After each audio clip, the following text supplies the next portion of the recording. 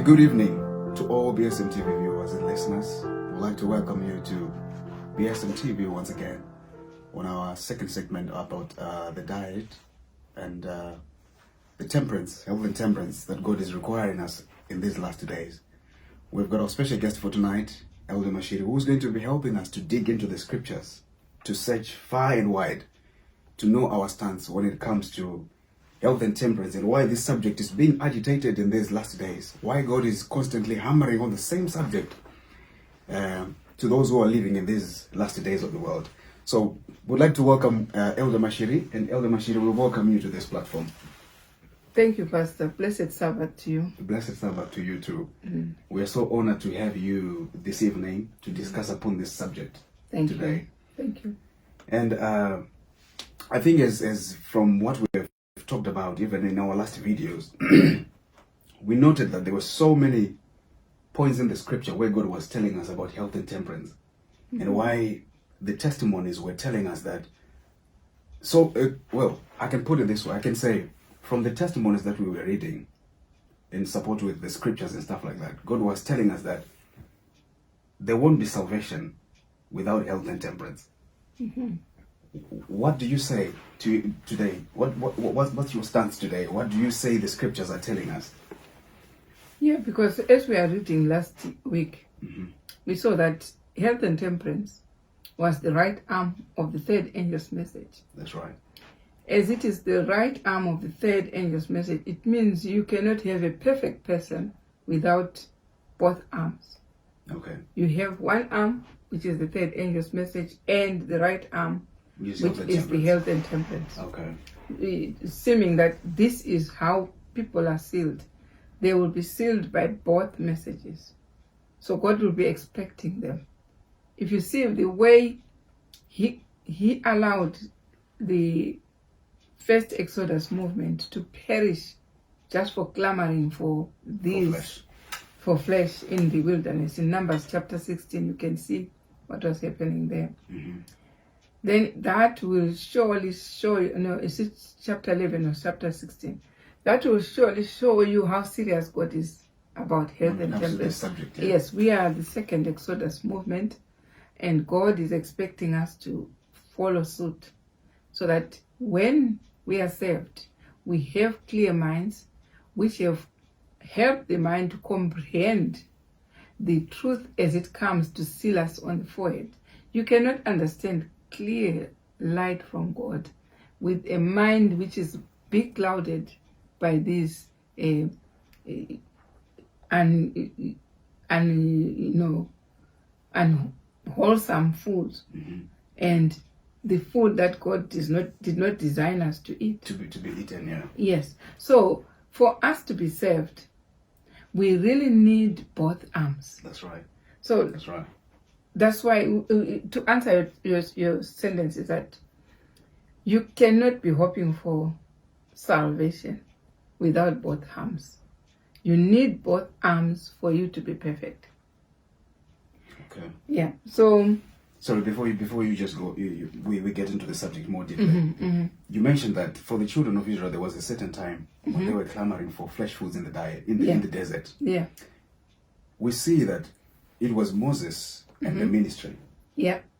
Meaning, if we are expecting if you would say we are the second Exodus of our day, there's a necessity for the ministry to be purified. Right. And we expect God to use the same criteria that he used with Moses in his time and with us in our time. Yes, perfectly.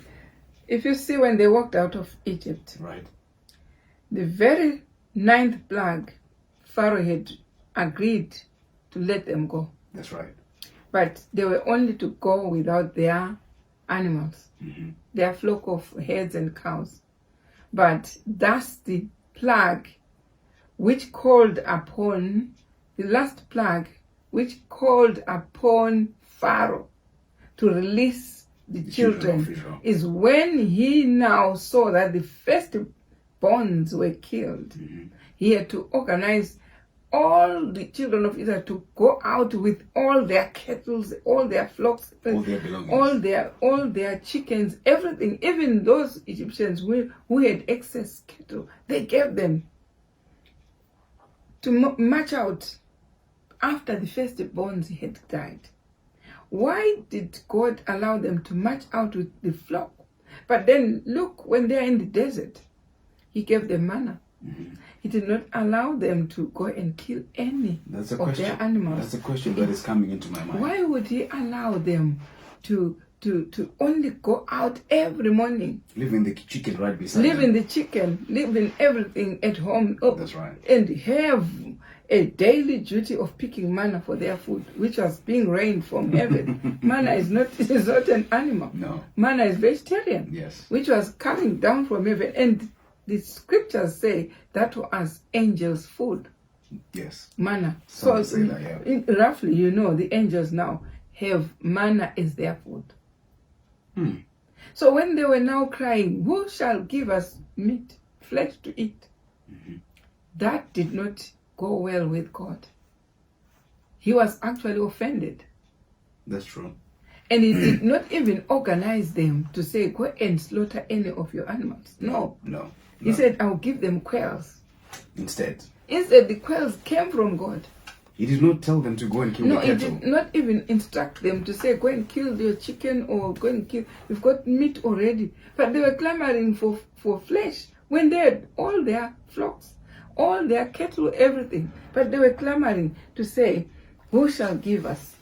So meaning they had all those laws not to touch any of their flocks, only to be people who look after the flocks, but not to eat them. That's why God gave them manna in the desert. Elder, this is an interesting perspective you're bringing Right. this evening. Yeah. I'd never seen it that way, to say. God was telling them to say, okay, I'm going to provide fresh food for them. Yes. But not from the cattle or from the chicken that they already had. No. He had to use his power to bring something else from somewhere. Right. But preserving the cattle and the animals that they had with them when they left Egypt. Yes. So you see, it's easy to see that God did not allow them to partake of their animals. It was not his design. It was not his design, No. like it is in Genesis chapter 1, verse 29. Let's go to Genesis chapter 1. When he finished creating man, he gave them food. That's right. Though they were in the Garden of Eden, where there were all the flocks, all the types of animals. You remember Adam is the one who named the animal to say, this is a kudu, this is a zebra, this is whatever. He gave the names. It's Adam who did that. It's Adam, yeah. But God designed the man and designed the brain to say what brain should go into that intellect. And he saw the food that we are going to read. Let's hear Genesis 1 verse 29. And God said, Behold, I have given you every herb bearing seed, Right. which is upon the face of all the earth, and every tree, in the which is the fruit of a tree yielding seed, to you it shall be for meat. Right. So you see, when he created, because the animals, they were created earlier than the men. So God created everything. And the last thing to create was the man. That's right. So the man was created when all the animals were there. All the flocks were there, all the chickens, everything was there. But he designed the man to have seed-bearing herbs. Why did he mention seed? Do you know, you take a maize seed, whether dry as anything, but put it under the ground and water the soil, It will do wonders. it will germinate. It will do wonders. So it means when you see that dry seed there, There's it's life. got life. That's true. It's got life already. So God intended people to have life. That's why it's mentioning the seed. That's why when we talk about health and temperance, and we talk about eating vegetarian food, we are talking about you eating things that will give you life. That's true. Wow. Because much as we take from the animal, the flesh, when the animal dies, the system starts rotting, emitting toxins. That's true, yeah. You start decomposing. From the time you stop taking the last breath Yeah. of air, you Yeah. start to decompose. But not with the seed bearing. No. The seed, the more it is dry, the more it has the properties of life. So when he's telling Adam, you shall read that verse again. And God said, Behold, I have given you every herb-bearing seed, Right. which is upon the face of all the earth, and every tree, in the which is the fruit of a tree yielding seed. To you it shall be for meat. So you see, what is meat to God? Meat is not animal food. It's vegetable. It is the seed bearing, Yeah. the leaves, all these vegetables. They are the ones which go perfectly well with the human body. That's why it's there in the beginning of the first chapter in the Bible. So does it make me think now to say, if God had designed Adam and Eve to give them a fleshless diet, Right. that's why he had to put them in the garden Yes. instead of in a butcher. Because he should have put them in a butcher if he wanted them to focus on a flesh There was no diet. butcher. There was no butcher in the Garden of Eden. There were plenty herbs, plenty seed-bearing herbs, plenty fruits, plenty vegetables, and animals were there. But God had to design like He does with a car. You've got a BMW. The manufacturer will tell you, you put diesel in your car. And you cannot do otherwise. That's so true. You go and put Petrol. That car is done. Yeah. So it means God had already finished this BMW of a human body. He knows what's perfectly good for He them. knows what is perfect for the BMW. Wow. Whatever make you have, or Absolutely. for the Vauxhall, or for the Astra, for whatever. The manufacturer knows what is perfect for that car. For the product he has made. Yes. Yes. So what he will do, he will tell you what fuel goes in there. And he says diesel. To preserve the health of the product. The car will only work well with diesel from the manufacturer. So God now is a manufacturer of the human body. Yeah. And he says in the first chapter of Genesis chapter 1 verse 29, the only fuel which goes in the body which he has developed is the seed-bearing Yeah. herbs. And also all these fruits, vegetables, that's where you find the seed. That's where And life that's is. what makes up a good body. Put it all the way around, you will have problems. The problems will surely come. Wow. Now, read the next verse and we'll see these animals. What did God give these animals? Let's see. Verse 30. And to every beast of the earth, and to every fowl of the air, and to everything that creepeth upon the earth, wherein there is life, I have given every green herb for meat. And it was so. You go and see the goats, Green herb for meat. and see the goats, the sheep, the kudus. They're loyal. They are loyal to the command. From Genesis. From Genesis 1 verse 30. They're still faithful to They today. are faithful, and you have never seen the kudus, the fox, having a hospital, which is called Fox Hospital. Never. Or hospital for kudu. You're making me laugh. Have you seen that? No. There's nothing like that. Or the hospital for chicken. You won't find that hospital. The person who changed the diet is a It's only the human human being. being. That's why we That's why we're find. struggling with health. You know what we find?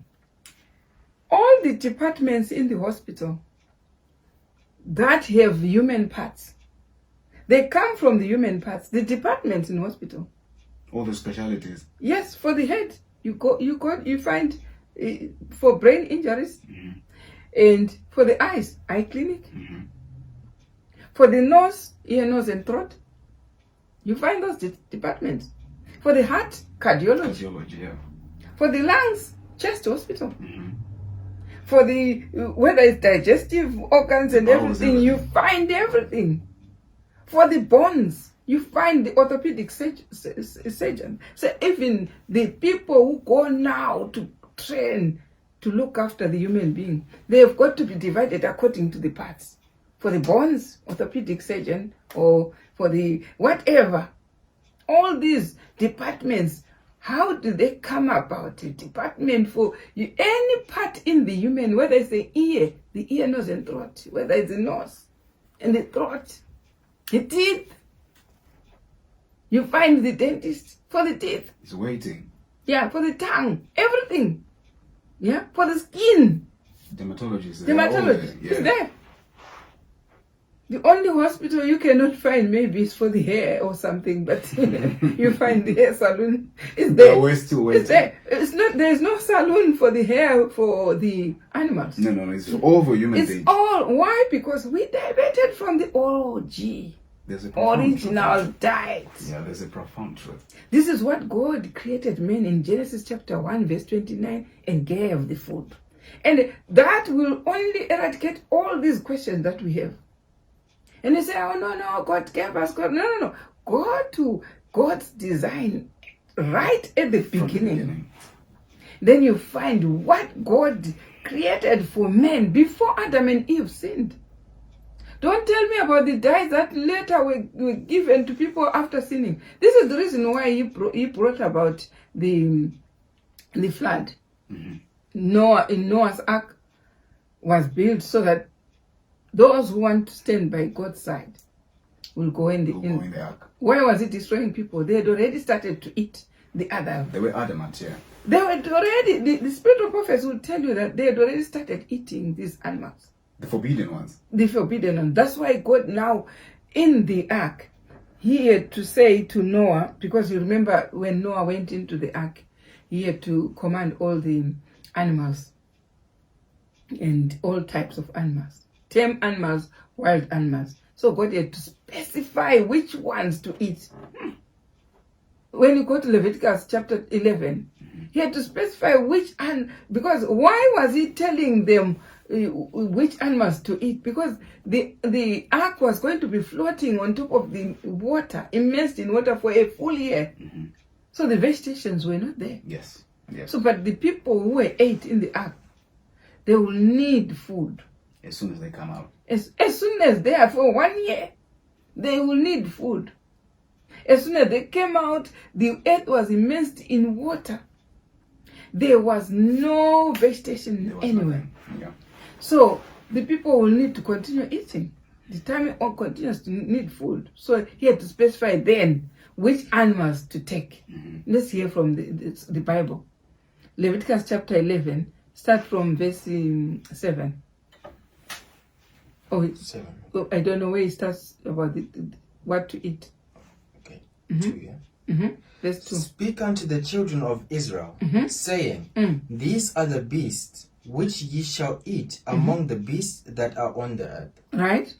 Whatsoever parteth the hoof, and is cloven-footed, and cheweth the cud among the beasts, that shall ye eat.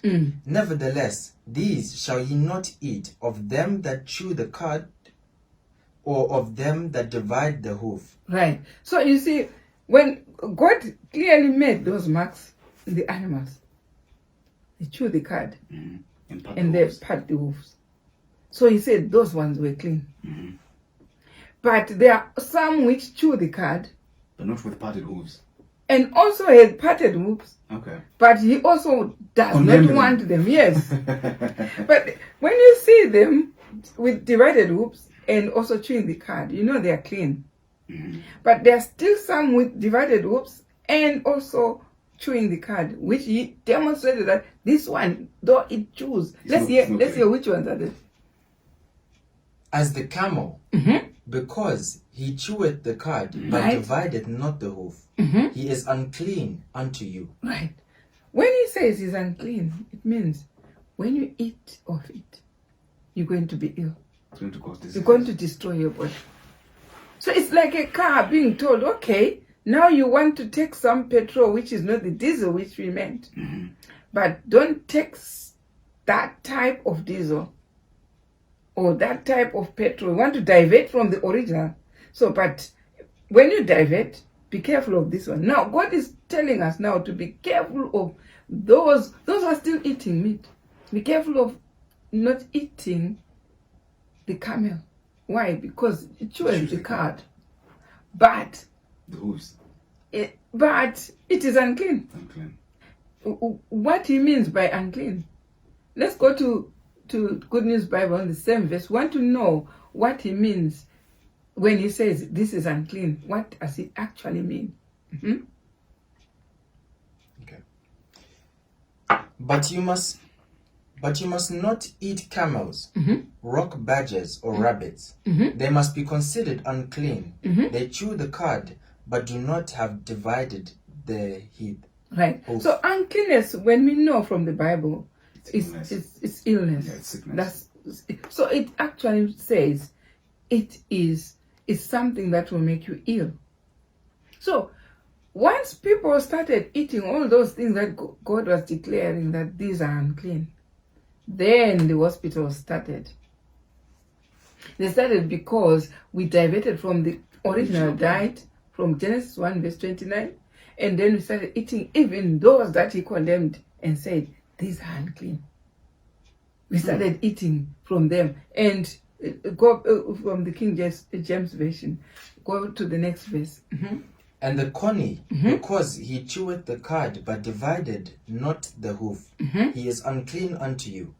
And the hare, because he cheweth the cud, but divideth not the hoof, he is unclean unto you. Right? And the swine, though he divided the hoof, and be cloven-footed, yet he cheweth not the cud, he is unclean to you. This is Right. pork. That's pork. That's the swine in the Bible. Yeah.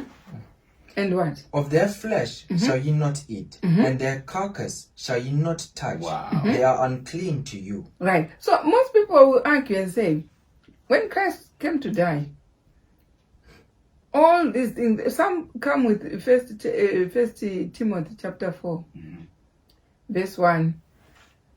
They say Christ came to eradicate all this. Now you can pray for any food and you can eat. And they take sometimes First Timothy chapter 4, start from verse 1. No? Now the Spirit speaketh expressly, that in the latter times some shall depart from the faith, giving heed to seducing spirits and doctrines of devils, Right? speaking lies in hypocrisy, having their conscience seared with a hot iron, forbidding to marry, and commanding to abstain from meats, which God hath created to be received with thanksgiving of them which believe and know the truth. So they say they speak to others to stop meat. But you see, meat in the Bible is not flesh. No. Meat in the Bible is called flesh. That's right. The meat from the animals is called flesh. But Timothy says these people will tell people to abstain from meat, Which God has created to be received. which with God has thanksgiving. created. So, but you have to go to Genesis chapter 1, verse 29, and see what is this meat which God created for us to eat with thanksgiving. Which is this meat? Because it's not the flesh he's talking about. He's talking about the meat. Now go to Genesis 1 verse 29 in the Good News Version. What does it? I mean in the King James. Genesis 1. And God said, Behold, I have given you every herb bearing seed, which is upon the face of the earth, and every tree in the which is the fruit of the tree yielding seed. Right. To you it shall be for meat. Right. So did you see what is meat in the Bible? It's vegetation. It's a vegetable. Yeah. So it's not what people interpret First Timothy chapter 4 to be, because we are not forbidding people to eat flesh. No. No. Yeah, we're talking about food. We are actually saying people should eat the meat which was created.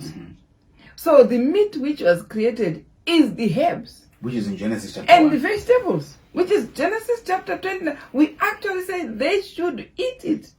We are not forbidding them. No. Because the verse says they will be forbidding people to eat the meat which God created. So, but which meat did God create? The vegetables. Vegetables in Genesis 1. So we are not forbidding them. So it's not even meaning anyone preaching the health and temperance. It's actually the person preaching the health and temperance is actually saying they should eat the meat which God created with thanksgiving. So 1 Timothy chapter 4 is talking of something else. We know there are doctrines that people have which forbid people to marry. And there are people who are saying when you want to worship God, you shouldn't marry, you should be up. But we don't advocate those doctrines, because in the Garden of Eden, the first marriage was there. Yes. Adam and Eve. Yes. So we actually say they should marry. We don't say they shouldn't marry.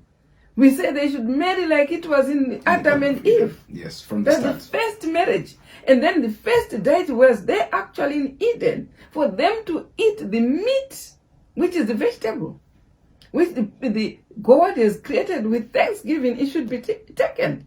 So people misapply that verse and then stop people. Go ahead and stop people, being vegetarians and say this is what this verse means. It's because they don't understand what that verse says. The actual verse is on our side to say we shouldn't be forbidding people to be vegetarians. Yes. We should actually cause the people to be vegetarian, because this is the meat which was created. To preserve life.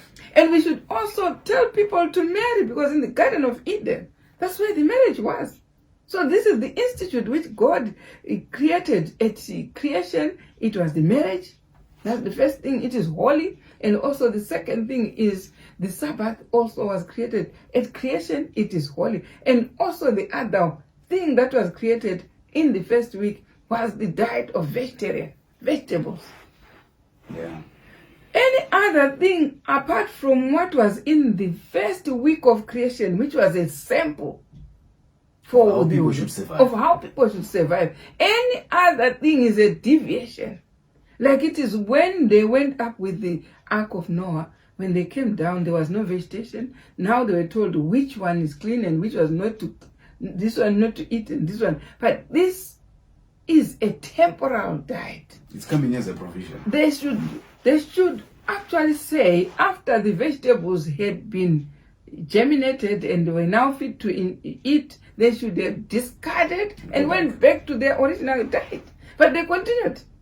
And when they continued like that, even our years were also cut short.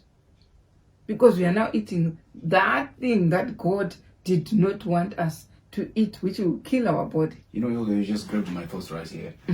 Because you made me think, is it the main reason why we as humanity, we've fallen so far below the depths of righteousness? We've fallen far short of the glory of God. And am I right to think that for a person to live right, they should eat right? Right. So you are what? You are made of what you eat. That's why now we have gone so far beyond any level of degradation, because we have deviated from the plan that God has designed from the beginning of the world. Yes, it's true. Because as you see them now, they are scattered after the flood, and now the seed of Israel was in Egypt, and then they were eating all sorts of things there. So when God sent Moses to take them off Egypt, the very first thing was to stop them eating anything. He had to provide the diet for them, the very manna which was raining from heaven, to take their systems off. First month, second month, third month of the year, they were out. And then on the third month, their brain was clean. Their brain was now clear to understand the law of God. That's why we find them in Exodus chapter 19. They are now assembled near the Mount of Sinai to be given what God wants them to be, a peculiar people. He gave them the 4 laws and the feasts. He gave them, which are the statutes, the feasts, the judgments, the testimony, and the commandments. He gave Moses for 40 days and 40 nights, because he knew now these people have been emptied off what they were eating, and they were now eating manna for these 3 months. Are you telling me here that the children of Israel had to travel for 3 solid months to come to the Mount of Sinai? with clear heads because they discarded flesh. Yeah. That was the only thing that was going to make them comprehend the law of God. That's the only thing that will, because when you read the spiritual prophecies, Pastor, you find that the journey from Egypt to Israel will only take 2 days. Just a few days, yes. 2 days. But they to stay for 40 years, 40 nights, 40 years. 1 Yeah. year in the desert. In the desert. Why? Because God wanted these object lessons for you and me today, the second Exodus. We are in the second Exodus. We are the peculiar people of the day. He was making this copycat of what he desired from men. So that we learn. So that we learn. So that you see, for 3 months they are walking only a simple journey which you can go in 1 day. But because there is an object lesson, he wants them to pick manna every day, clear the brain. Then on the 3rd month, the brain was clear to comprehend all the follows. Wow. They could have reached Israel in 2 days. Easy. Yeah. But they had to stay in the wilderness for 3 months. From the 1st month they went out, until the 3rd month, 3 months. And then they are now gathered in Mount Sinai. And God knew now they have clear brains To comprehend His law. to comprehend and give them all the laws. So God now, he knew he was dealing with a clear brain. So on that note, they were heard now crying for meat, for crying for flesh. Who shall give us flesh? But that did not please God. You can read the whole story from Numbers and you find it did not please God. They're actually crying, each one in each tent. Who will give us flesh? So it means all the animals that were in front of them, they were not even eating them. They were not allowed. No, they were not allowed. when you are allowed, you can't say who will give us. You could just kill an animal and they're in the pot. But God actually made sure they don't, by going out into the bush to find manna there. There's an interesting aspect you're bringing in right now. Because the cattle they left Egypt with, all the livestock they had, were theirs. Yeah, they were theirs. But no one was allowed to kill except for an offering. Now he made them what he'd created Adam for. He was a caretaker. Wow. Looking after these animals. Making sure he works in behalf of the welfare of animals. That's what he was doing. Not for food. No, it was not for food. That's why I say all the trees, all the seed bearing. That's why we see the importance of making sure the fruits have got the seeds. Why? Because this is what is in the Bible. This is what is in the Bible. So this God was making a design of what will make a good pure blood in the stream which is circulating around our body. It should be pure and clean and fight these germs and have good immunity. So when they were now asking for flesh, he did not order them to take all these animals. He rained the quails, which he had said, I will give you, but not for a day. So that wasn't proper giving. Not for you to eat for a day, no, not for a week, and not for a month or a year. But you will eat it until it comes out from your nostrils. That language only. It only needs a level-headed person. Let's look at that verse. It's Numbers chapter 16. Is it 16 or 11? 11, okay. And when the people complained, it displeased the Lord. And the Lord heard it, and his anger was kindled. And the fire of the Lord burnt among them, and consumed them that were in the utmost parts of the camp. I want where he is answering that. Go and tell the people. Verse 19. Okay. Ye shall not eat 1 day. Ye shall not eat 1 day, nor 2 days, nor 5 days, neither 10 days, nor 20 days, but even a whole month, until it come out of your nostrils, and it be loathsome unto you, because that you had despised the Lord, which is among you, and have wept before him, saying, why came we forth out of Egypt? Wow, wow. And Moses said, the people among whom I am are 600,000 footmen, and thou hast said, I will give them flesh, that they may eat a whole month. Shall the flocks and the herds be slain for them to suffice them? You see the question from Moses? Yeah. He said there are about 1,000 footmen. footmen. So how am I going to provide them with the flesh? Are we going to kill the animals that we brought out of Egypt? Listen to the answer. Shall the flocks and the herds be slain for them to suffice them? Or shall all the fish of the sea be gathered together for them to suffice them? So are we going to fish the fishes from the sea and give all these men? Now he's also wondering, where is this meat going to come? How would you wonder where the flesh would come from when he had animals? The livestock, that's why he's asking. Why would you wonder? Yeah. Now listen. You need to be sober-minded. And the Lord said unto Moses, Is the Lord's hand waxed short? Thou shalt see now whether my word shall come to pass unto thee or not.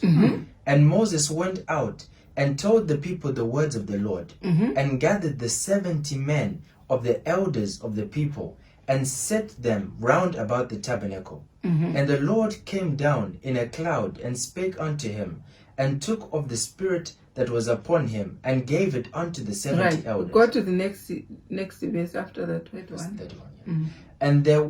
And there went forth a wind from the Lord, and brought quails from the sea, and let them fall by the camp, as it were a day's journey on this side, and as it was a day's journey on the other side, round about the camp, and as it were 2 cubits high upon the face of the earth. You see, they didn't take from their crow.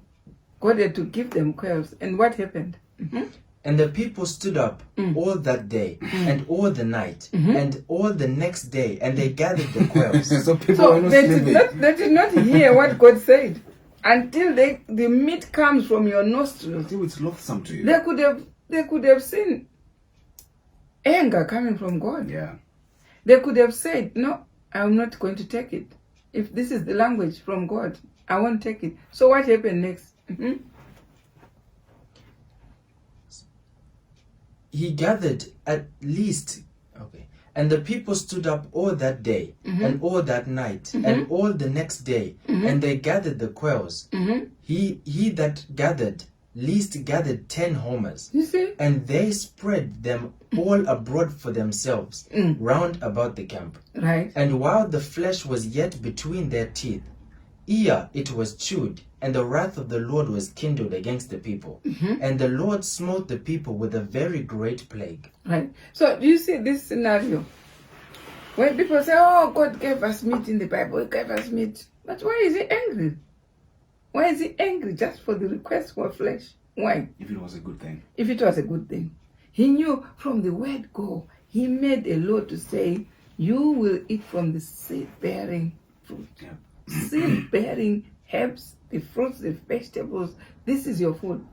And He knew the man is going to argue with Him until we form hospitals to look after the body which has been, because once it goes from the original diet, that's what you should face. The kudu, the fox, everything, they don't do that. They don't go queuing everywhere from hospitals. It's only human beings. It's human beings. Why they diverted from the original diet, which was in Genesis chapter 1, verse 29. So once we divert, then things come. The things do come. Simple. That's simple maths. It's like somebody who say, when I drink beer, what happens? You get drunk. Yeah, it's the obvious result. You get drunk. Yeah.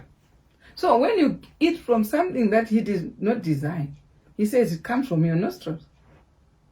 It came from, because when you go to Psalms chapter 106, we saw it that day. It was verse 14, I think. Go around there. Psalms 106. People walk about saying, He gave them, He gave them the meat. It was given. Now let's hear that.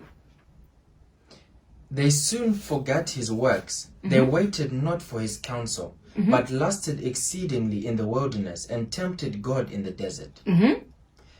And he gave them their request, but sent leanness into their soul. So what is leanness?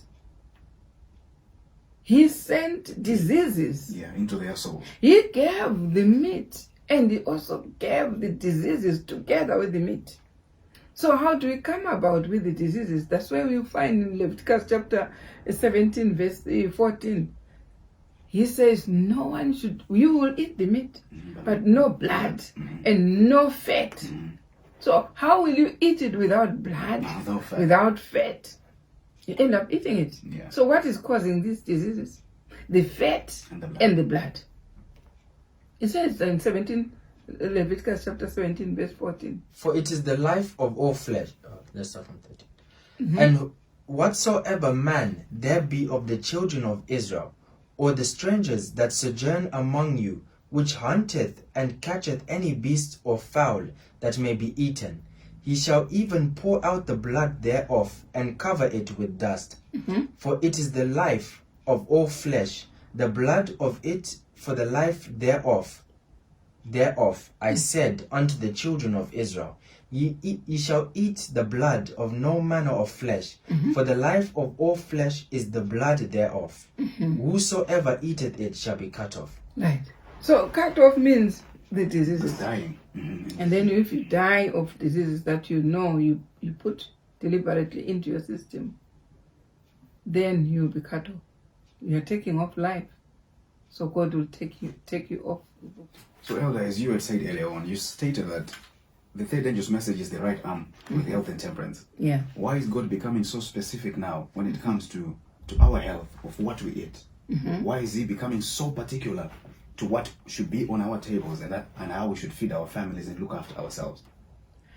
I can answer you using a quote from Sister White on HL, which is Healthy Living, page 99.2.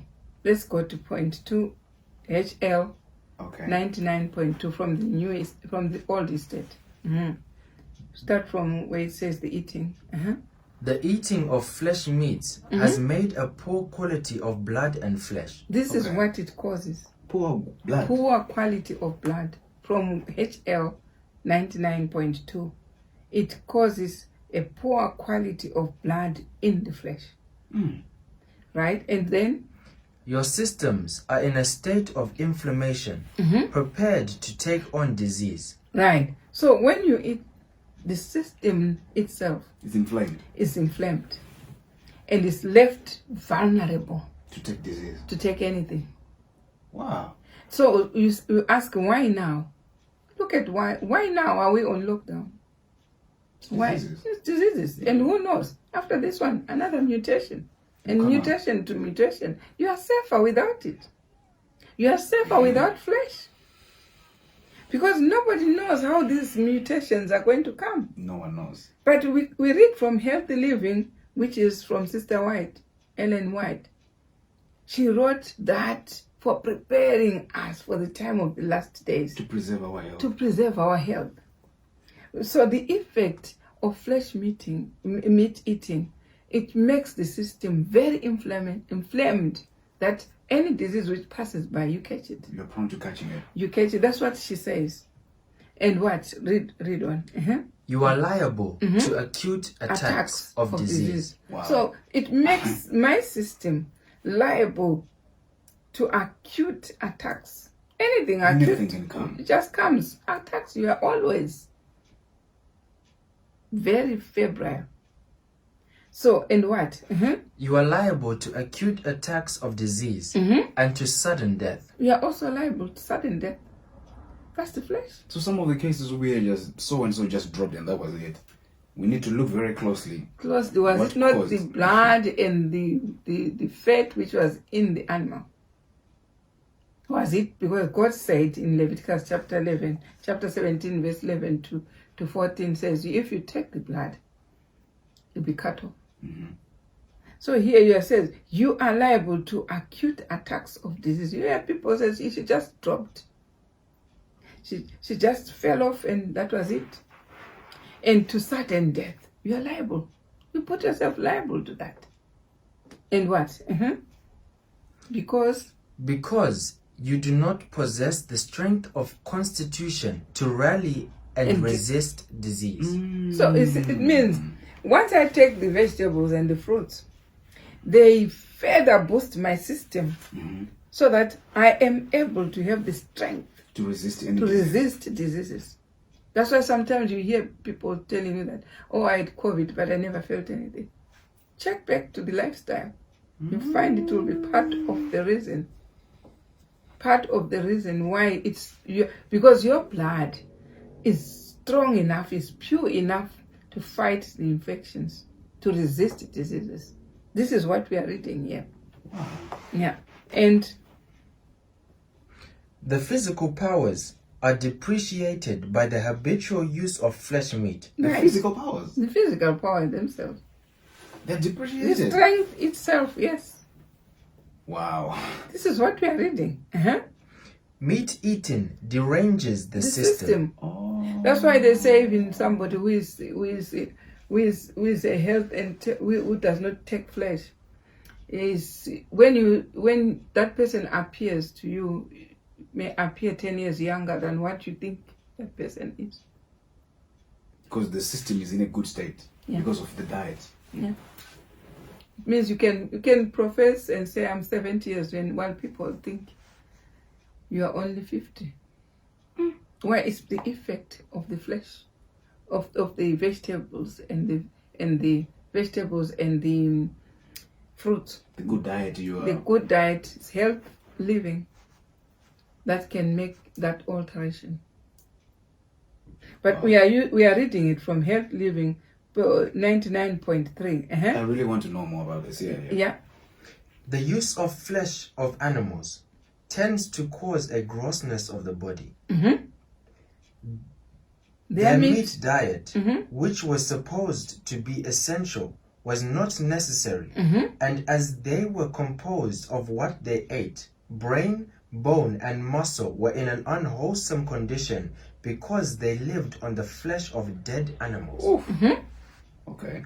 Their blood was being corrupted. Their blood was being corrupted by this improper diet.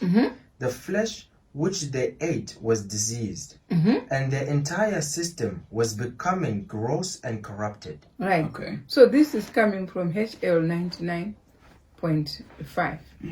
So let's go there in 100.1. Okay.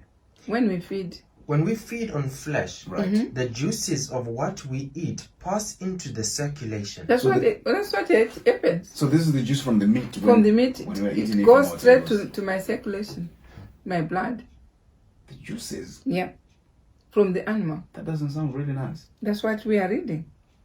Okay. Right? A feverish condition is created because the animals are diseased. Right. And by partaking of their flesh, we plant the seeds of disease in our own tissue and blood. Then, when exposed to the changes of malarious atmosphere, to prevailing epidemics and contagious diseases, these are more sensibly felt, for the system is not in a condition to resist disease. Right. This is what, so you're saying, why now? Because as we come to the end of the world, the animals will be more seriously diseased than it was before. There are so many things that don't pass through the microscope. That are things like hormones. Do you think anyone can check to see what hormones the animal has? No. But it says even we partake of the properties of the animal. Animalism comes into our system. And then some of the things, our habits are more like animals sometimes. It's because of what It's because of what we eat. That's why even when you say we are made up of what we eat, the house from bricks is strong. The house which is made up from plastic is not strong. It's weak. So it's the same as what we eat. So it's the same principle. It's the same principle. We are made up of what we eat. So what it actually basically means is what is circulating in your blood. What is it? Is it pure blood or is weak blood? Then infection comes. You catch it up when you have blood which is weak or impure. You know, Elder, just in support of what you're saying, because my mind is racing right now. I'm thinking, when the children of Israel were traveling from Egypt to Canaan, during that time when they were in the wilderness, They had no hospital. there wasn't any, Nothing. unless there was a clear violation of the law of God. Right. But apart from that, the rest of the The congregants, death came straight from violating the principles of God.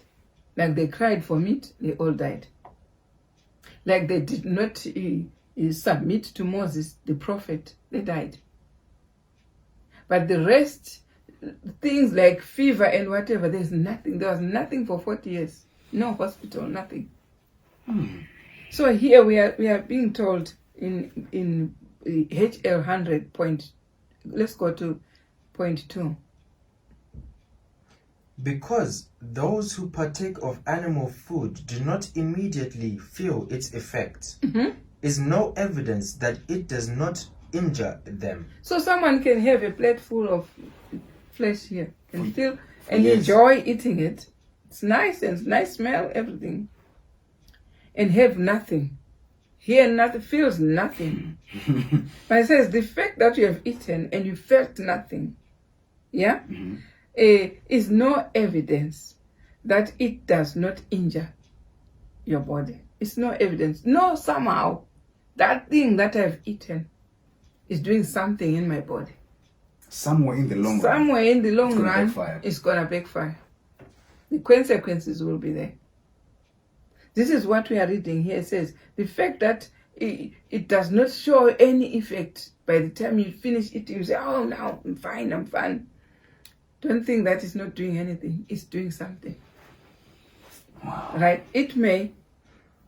It may be doing its work surely upon the system, and yet the persons for the time being realize nothing of it. You realize nothing. Everything is going as usual. Yeah, but come infection, some infectious disease, You're vulnerable as nothing. the effect will be felt. The effect will be felt. The liability. The liability to take disease is increased tenfold by meat eating. The practice of eating largely of meat is causing diseases of all kinds, cancers, tumors, scrofula, tuberculosis, and other like affections. Wow. Right? The mortality caused by meat eating is not And discerned. it's not discerned. Nobody is discerning. Nobody is talking even about it. No one is paying attention to this. No. No one is checking the data to see what's going No, on. nobody goes to say, let's go back to what we are eating. No.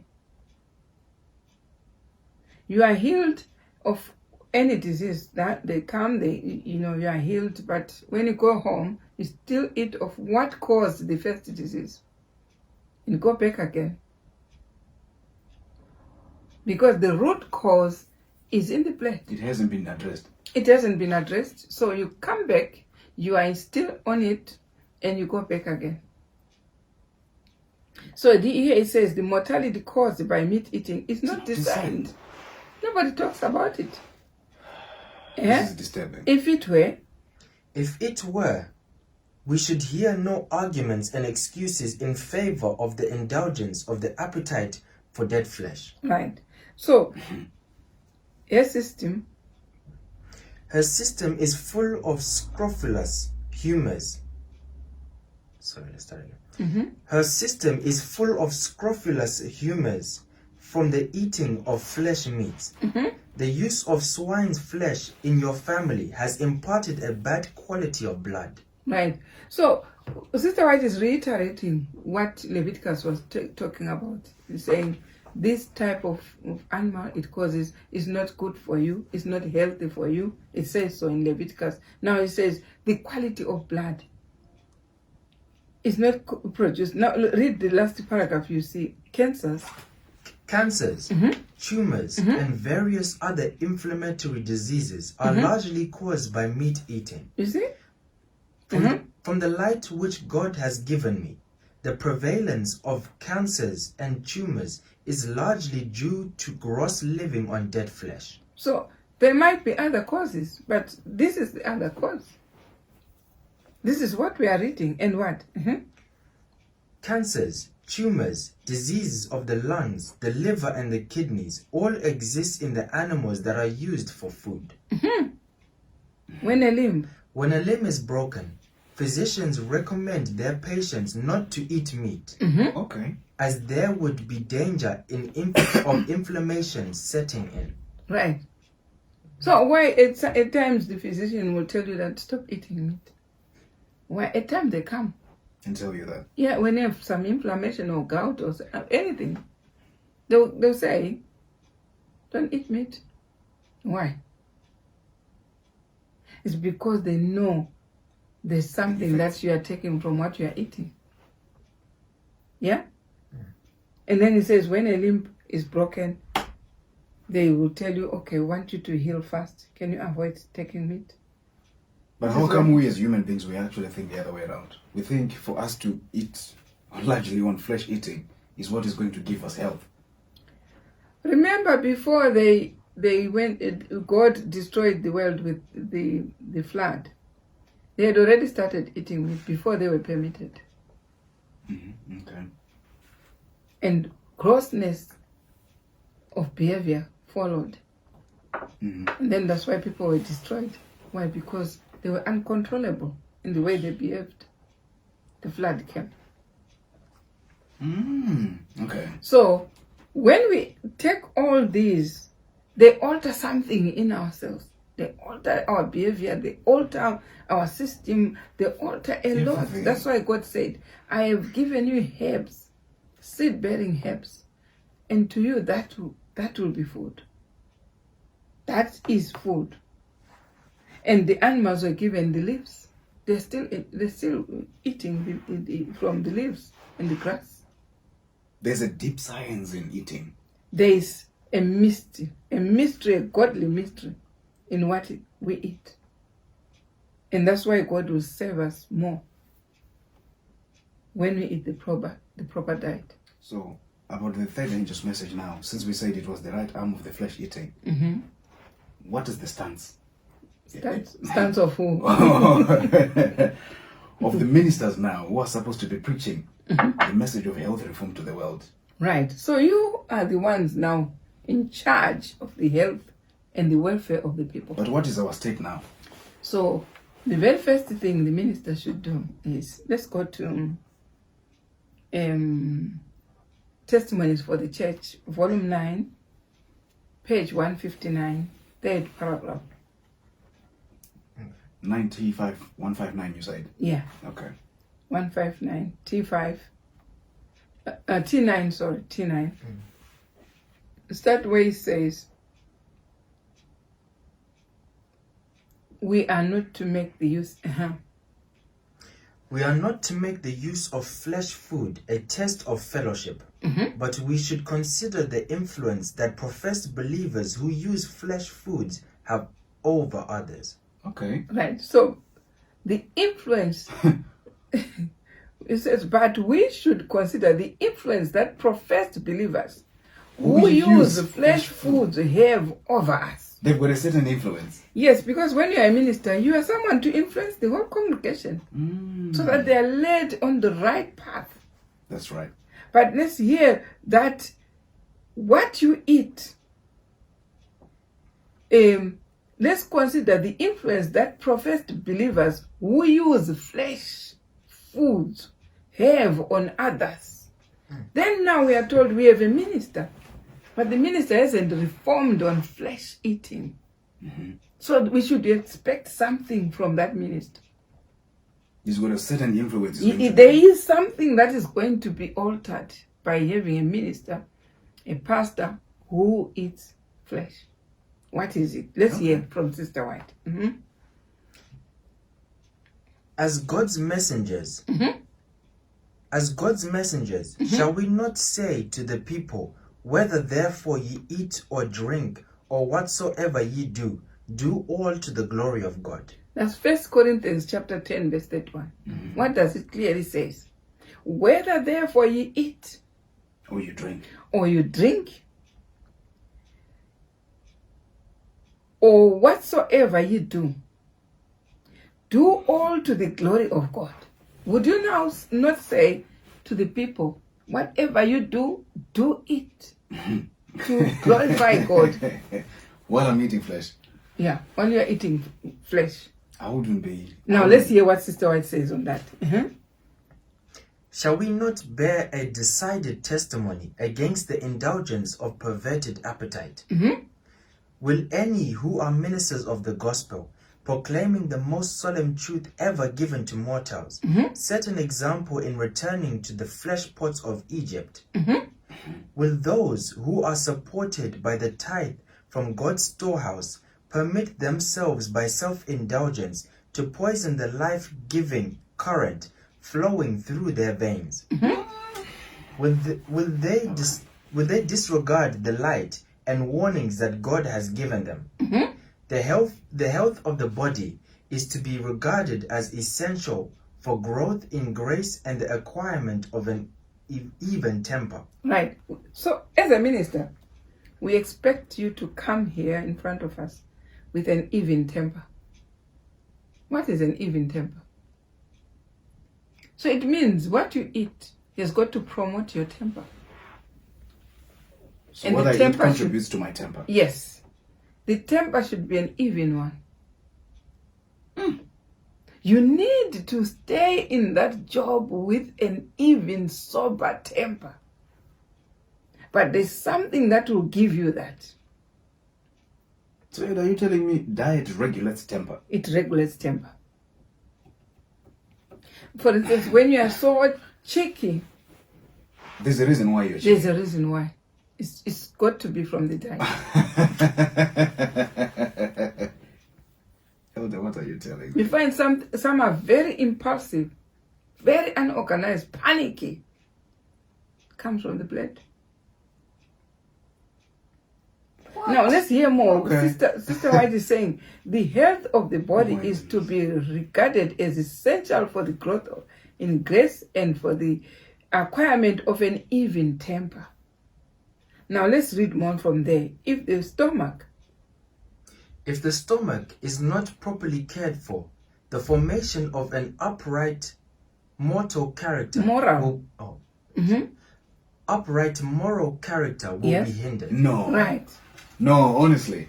This is what Spiritual Prophet says in volume 9, Testimonies for the Church.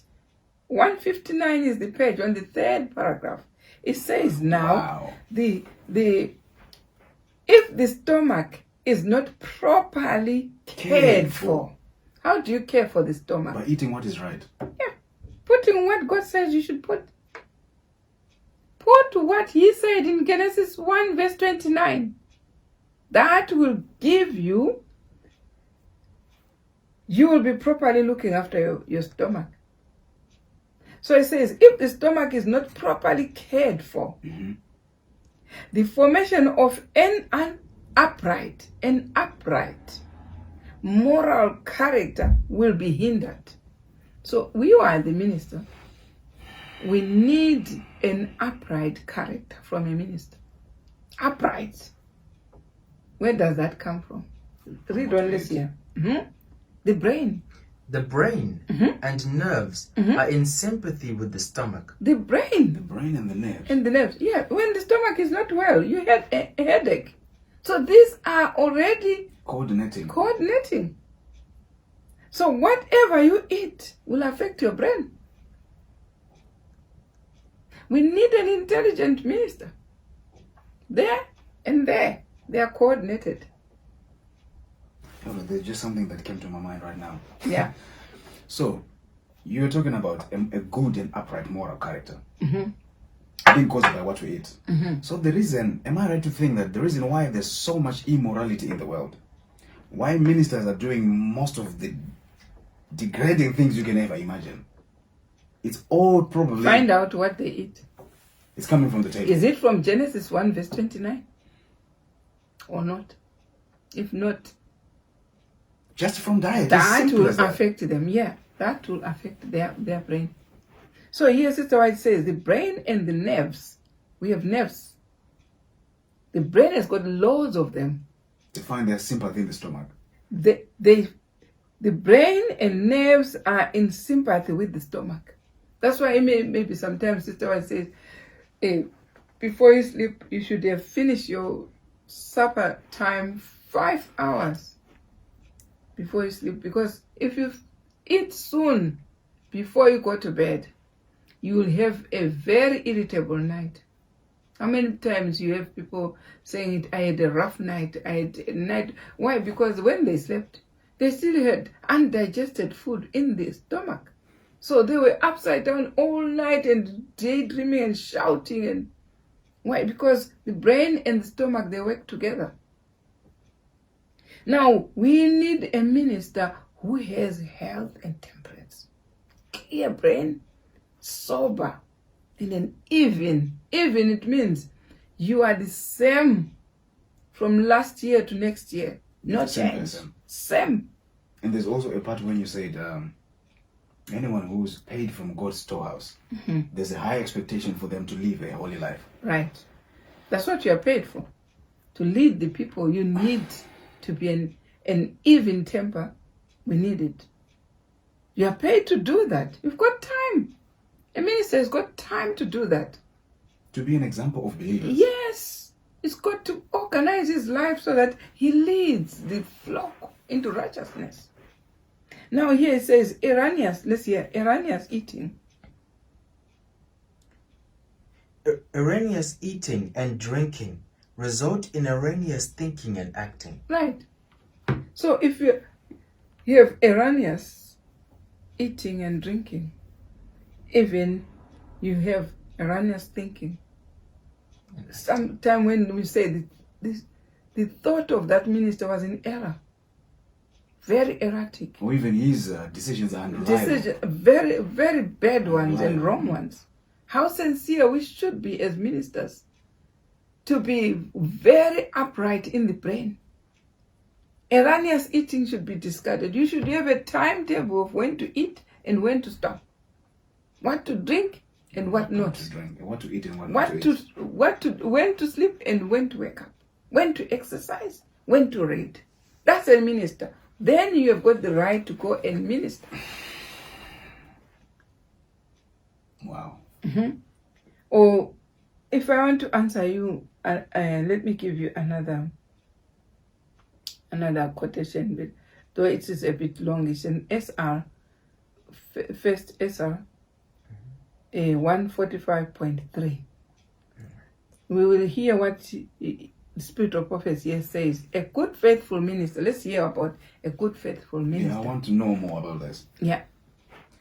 A good faithful minister is man's best friend by warning him of the danger involved in sin. Right. Okay. So that's why you see some ministers, they cannot warn people about any dangers from sin. They can't.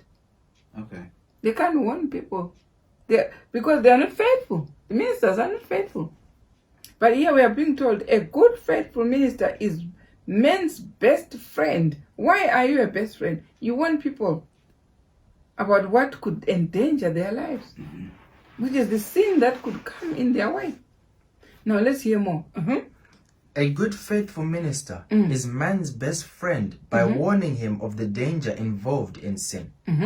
But if that minister will not sound the alarm and give the warning, then he has become as a dumb dog. Right. Like it is in Isaiah 56, they say they're dumb dogs.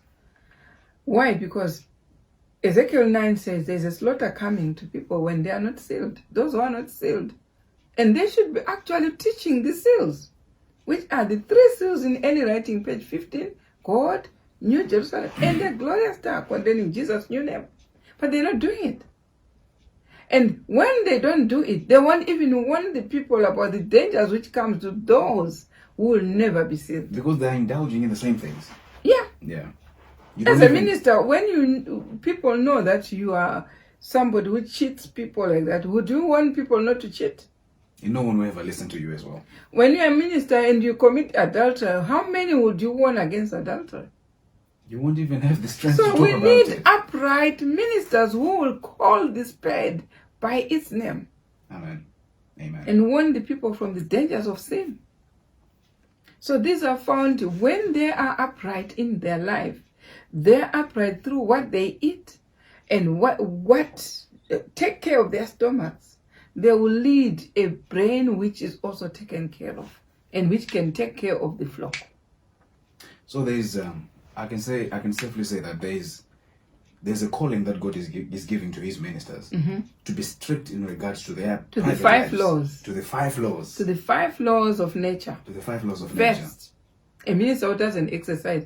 For instance, you come here and say you're a minister and the time is there. Already people who are temperate, they know there's something really. So then they wait and say, let's listen to what comes from the mouth. Perverted ideas. Why?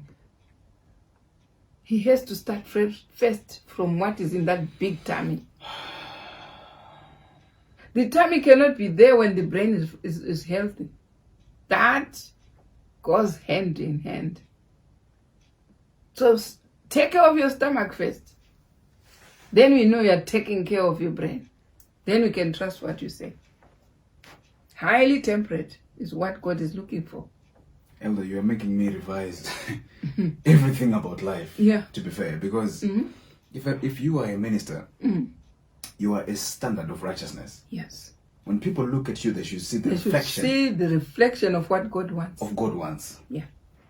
In everything of the 5 laws, exercise, good water supply, yeah, Enough time sleep. to eat, time to sleep, time to study.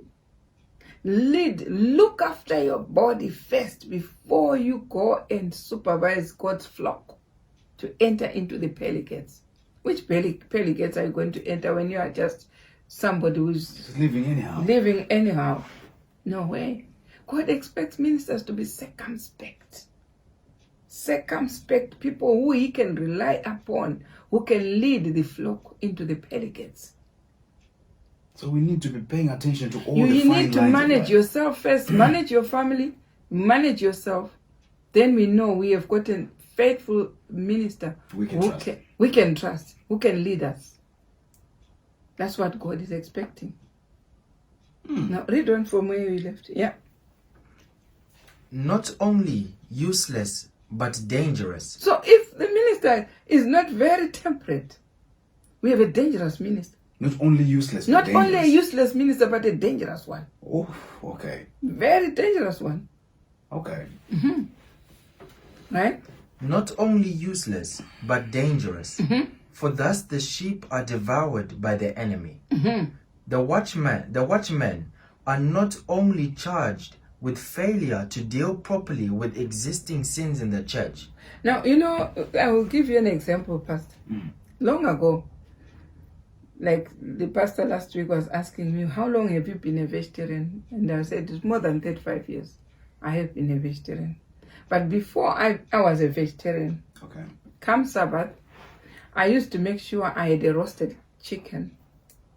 I had sugar beans, rice, all sorts of things you find on Sabbath. And then there was a time when the ministers, there was a delegate which came to my house for lunch after we had church worship. I won't mention which church what it was, but because they know, and I don't mention which country it was, because some might be knowing they are the ones I'm talking about. But they came to my house for lunch. And before I was a meat eater, I was a vegetarian, I used to know how to cook proper roasted chicken from a roasted, in rotisserie, the oven which will, When it's just spinning. you just put the chicken whole as it is and the oven will just do everything for you.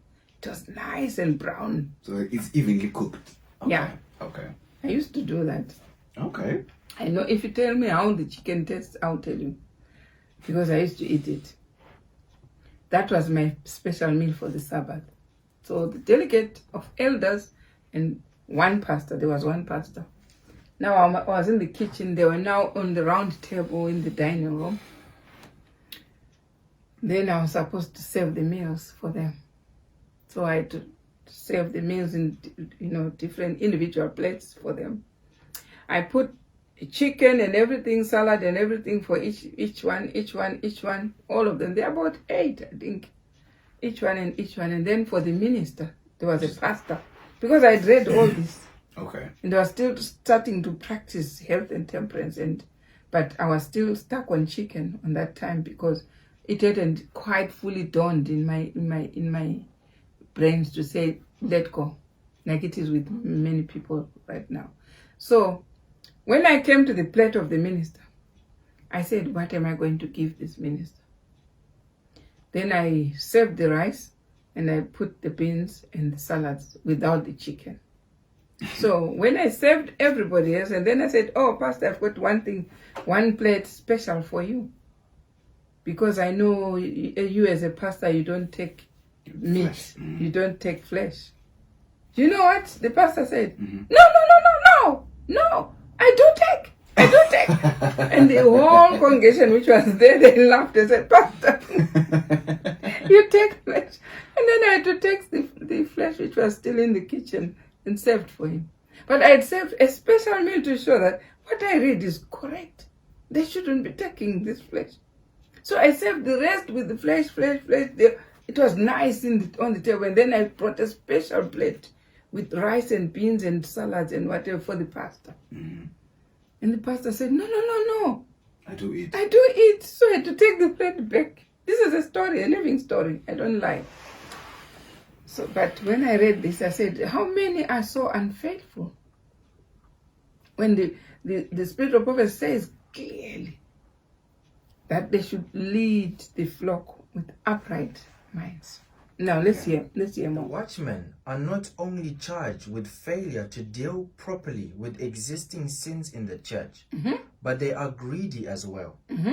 Come ye, say they, I will fetch wine, and we will fill ourselves with strong drink. You see, Isaiah 56 verse 12 is what he's reading. So they're greedy. No minister should be greedy. You see? It says, I will fetch wine, and we will fill ourselves with strong drink. Now, what this refers to? This refers to the same watchmen or servants as in Matthew 24, verse 48 to 50, who are gluttonous, disregard health reform, and do not see the danger. The watchmen mentioned by the prophet are not those in Babylon, but his watchmen in his true church. So if you see it, that is in Isaiah chapter 25, that she's commenting about the watchmen mentioned by the prophet are not in Babylon or popular churches, but his watchmen in his own church. This is elaborating from. Let's go to Testimonies to Ministers, page 445. In Ezekiel 9 is the sealing. Let's hear.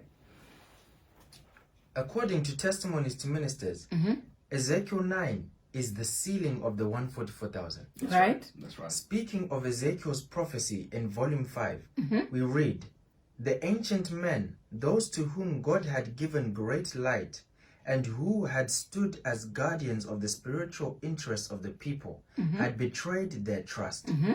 They had taken the position that we need not look for miracles and the marked manifestation of God's power as in former days. Right. Times have changed. These words strengthen their unbelief, and they say the Lord will not do good, neither will he do evil.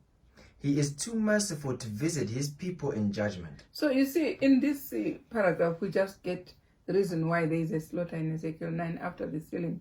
It is more about this health and temperance. We see in Isaiah chapter, in Isaiah chapter 66, where it is clearly said it was for the health and temperance.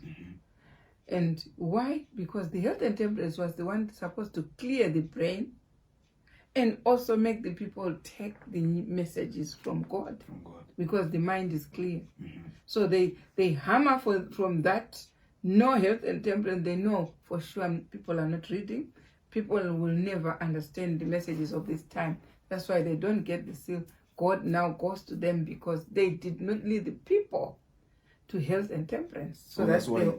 That's why it's saying the slaughter is going to start with the ancient men. It starts with them because they were supposed. The minister was supposed to be upright. And to look after the flock. And look after the flock, because the people always take up after their ministers. That's true, yeah. If the minister is gluttonous, they also are gluttonous. He's the model. Yeah, if he is the model, whatever they will do, they say, after all, minister is taking the meat, let's eat. That's what they. So that's why God wants those who are leading the flock to lead by example, so that they lead the flock. They copy after the minister. They do. They do. And there's also another brethren here who is saying, he was saying that he also wants to give a small little testimony of his experiences when he was living flesh eating. Is it okay if we just let him in? Yeah. Okay. You can just step in and come in. Well, hello everyone. I hope and pray that I find you well amidst this pandemic, in which we have hope that one of the days we are going to sail through. My name is Tinashi Njanji, and I'm going to share with you our testimony as a family. We could have done this as a family. We could have done this video as a family, but due to the fact that we are all geographically dispersed, hence we cannot have an opportunity to gather and make a video to have a testimony of how we accepted the branch message and how we finally came to a point of accepting the gospel as far as flesh eating is concerned. Well, maybe in a nutshell, let me just say, after a very long time, we heard that there was a group of Sabbath keepers who were learning with Adventists, and these people they were actually nicknamed that they are called Fugamist in quotes. So one of the days, our elder stood and actually addressed the congregants that we should desist from entertaining and learning with this group of people. However, there was an uproar in the church, and this actually ignited many questions in people's minds, and already we had different opinions before. However, let me say in 2007 we met a group of some brethren who started to learn with us, and we began to learn, and I also had the desire of reading on my own. That's when we actually came to discover more truths that we were not actually learning whilst when we were in the church. For example, the gospel of flesh eating. Ladies and gentlemen, I can conclusively testify that the word of God is plain as far as meat eating is concerned. It was never God's plan from the beginning. It wasn't God's plan from the beginning for people to consume flesh as part of their diet. So we started to learn and praying for God to reveal Himself to us as a family. I'm speaking on behalf of my mother, Mrs. Njanji. That's when she became more serious about that, about the gospel. And then we finally came to a conclusion of accepting this gospel. We began to read counsels on diet, where we actually having quotes like that quote which actually says that those that are half converted as far as flesh eating is concerned are going to walk no more with God's people. so we could actually recite some of these quotes. And I also remember this other quote which says that not an ounce of meat should enter into our bellies. So by then, of course, I was very young, but we could recite some of these quotes.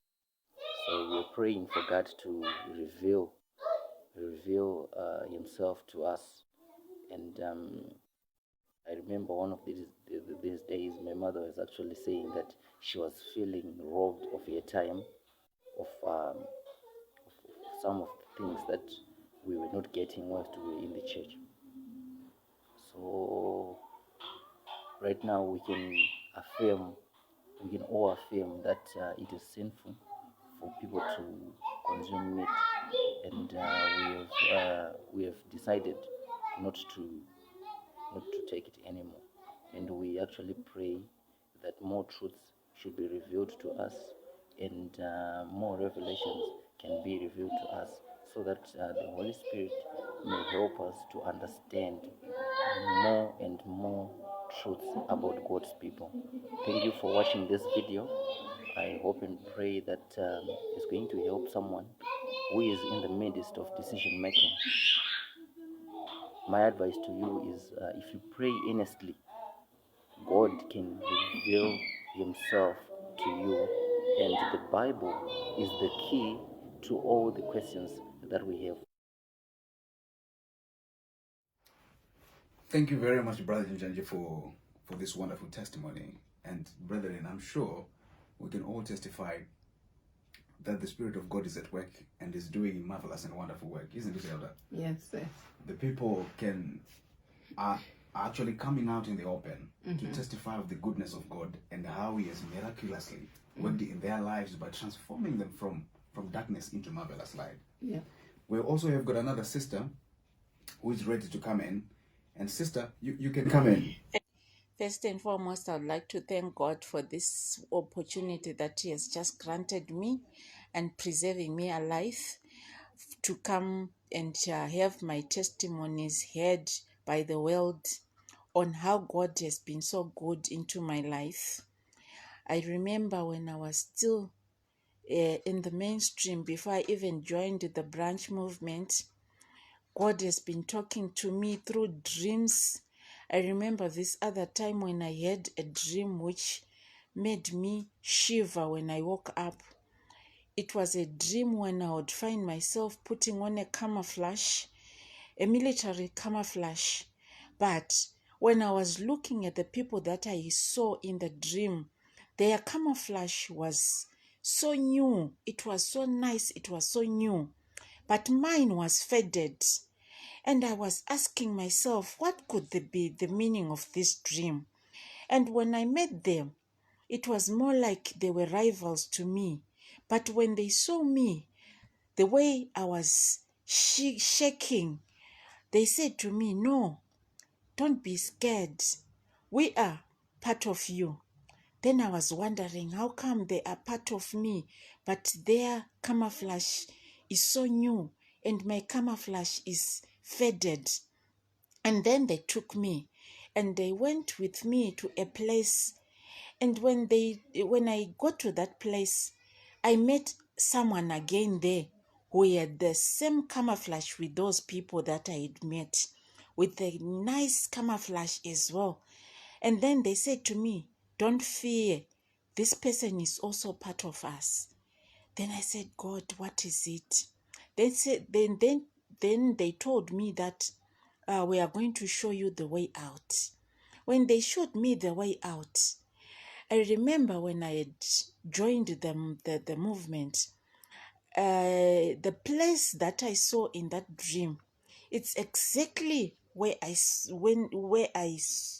found myself in worshiping with those people now. And I could even identify some of the faces of the people that I saw there. I was so happy because all along I've been having so many questions that had no answer. I was so stressed. I was so thirsting for the word of God, but I could not find it anyway. I remember when I went there with my children, they would say, Mama, this is the place to be. And I was even shocked. I said, God, you are now communicating even through my children. Because it was 3 months back, I had made a decision that we will become vegetarian with my children. And 3 months down the line, God is showing me a dream where I would find people we were worshiping the way God wanted. And to my shock and to my surprise, when I tried to share this message with the people of God, I was shocked because I was disfellowshipped that very moment. And those people who disfellowshipped me, one of them got very sick and he was diagnosed with cancer. When I met him, it was on a Friday. And then when we were discussing, he told me that I've been diagnosed with cancer and the doctors, they have got no cure for it. And then I said to this old man, can I give you something to read? He said, it's okay, you can give me something to read. I was so happy that he had finally accepted to read the message. But on a Monday, I heard that the old man was no more. And the other lady who had come to disfellowship me, she lost her son-in-law. It was so painful. And even up to now, I even ask God, but God, why? And today, I just want to say, all those who are watching me from the way I was, I know I've lost everyone. I've got no one, including my own relatives. They no longer love me because of this message that God has given me. But be careful. The verse in Jeremiah 8:20, it says the harvest is past, the summer is ended, and the gathering of fruit is over, but we are not saved. This is the message that is going to judge us. This is the message that is going to give us a ceiling. It's up to you as an individual, whether you take it or you lose it. Thank you. Wow, these are very touching testimonies of Quite what is going touching. on in the world, and you can only imagine that people are being persecuted for their faith. People are being persecuted for the beliefs that is going to save them and their children from the impending doom. What do you have to say, Elder, about this? There's more abuse from people who are mentioned who are called by the name of God. They abuse each other like that.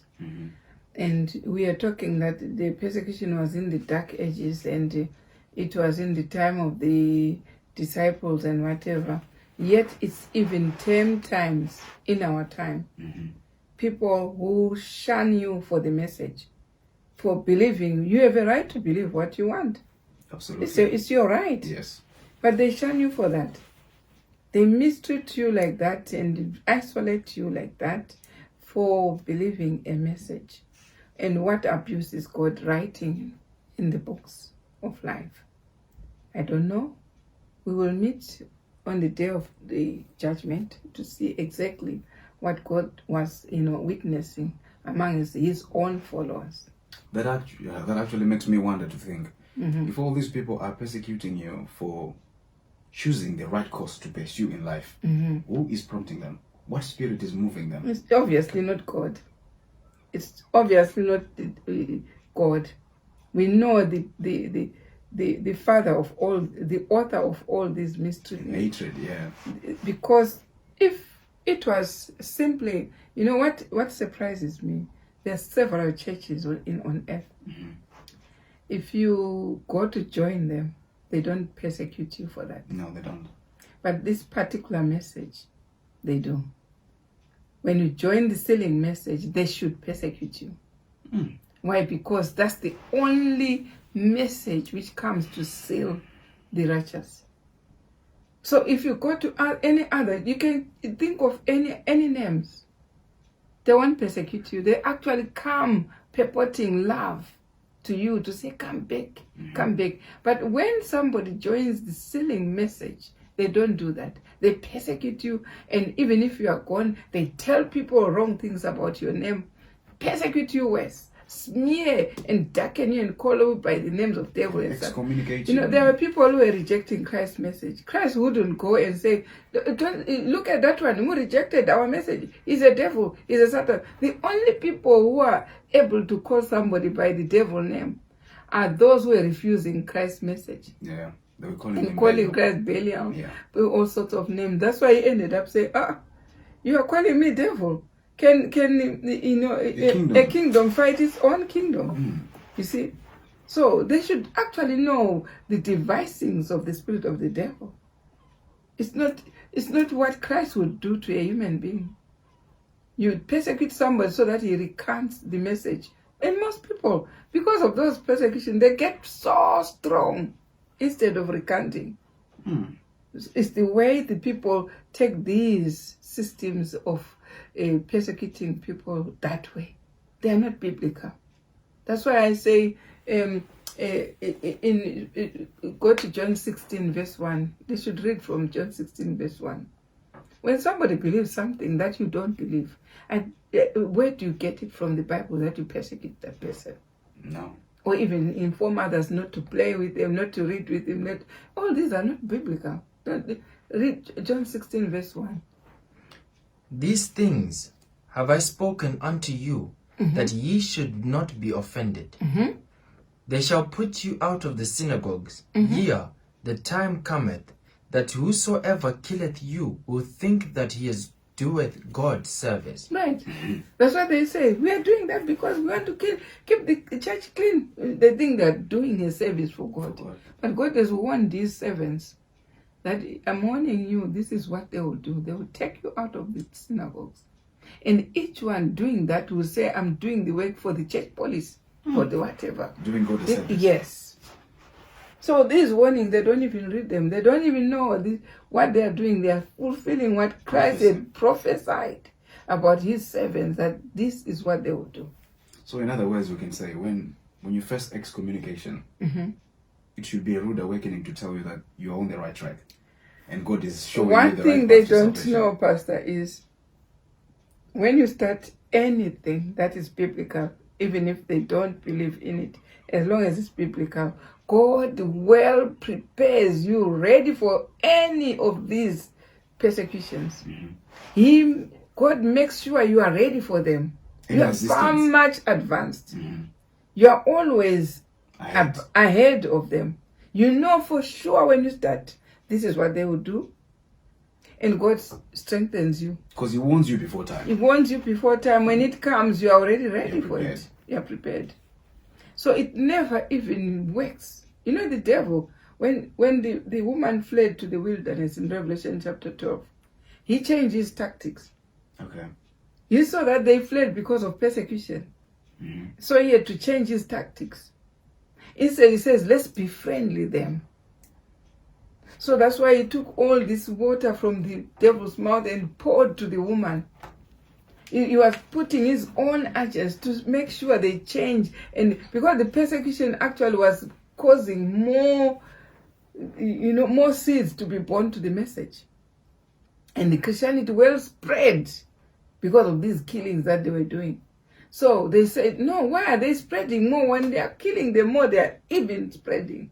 They said, let's change the tactics. Let's befriendly them. And when they befriendly them, They they contaminated. But the persecutions are okay. When they persecute you, you go to Luke chapter 6, will tell you that happy are ye when they do it. It says, chapter 6, verse 22. Blessed are ye when men shall hate you, and when they shall separate you from their company, and shall reproach you, and cast out your name as evil, for the Son of Man's sake. Rejoice ye in that day, and leap for joy. For behold, your reward is great in heaven.